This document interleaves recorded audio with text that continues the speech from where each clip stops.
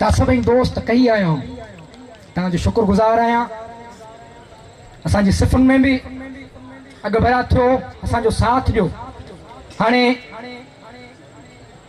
उथी बि सभई दोस्त, मां करारदास पेश करण वञी रहियो आहियां। सभिनी दोस्तनि खे अर्ज़ु आहे सभु उथी बीहनि।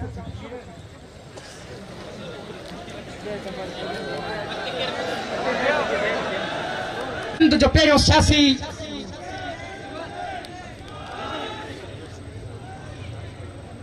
गौर सां दोस्तो ॿुधो, ही तव्हांजे असांजे आईंदे जी ज़मानत आहे। सिंध शागिर्द सभा सिंध जो पहिरियों सियासी प्लेटफॉर्म आहे जितां तालीमी निसाब खे सेक्युलर बणाइण जी जिदोजहद शुरू थी। समूरा शागिर्द असांजो साथ ॾियनि, हथ मथे करे मुतालबो कयो त तालीमी निसाब खे साइंसी ऐं सेक्युलर बणायो वञे। चओ तालीमी निसाब खे सेक्युलर बणायो वञे। ॿियो टियों, तालीमी इदारनि खे सेक्युलर माहौल ॾिनो वञे। मंज़ूर आहे?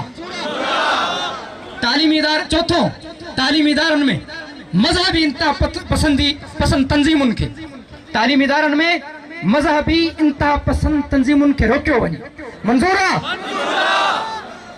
शागिर्द यूनियन, चऊं मौक़ुफ़ आहे, शागिर्द यूनियन जी इलेक्शन कराई वञे ऐं पाबंदी मड़ियल सिंध जूं जेके बि पाबंद मड़ियल तंज़ीमूं आहिनि उन्हनि सभिनी खे बहाल कयो वञे।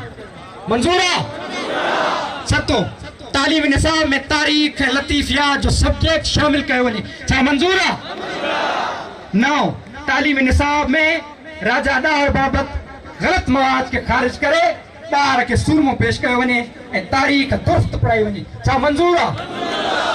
तव्हां सभिनी दोस्तनि जी वॾी महिरबानी जेके कही आया ऐं असांजी करारदाद खे सिंध यूनिवर्सिटी जे हिन पधर में बग़ावत जो लम्बो करे मंज़ूर कयो। तव्हां सभिनी जी हिकु वॾी महिरबानी।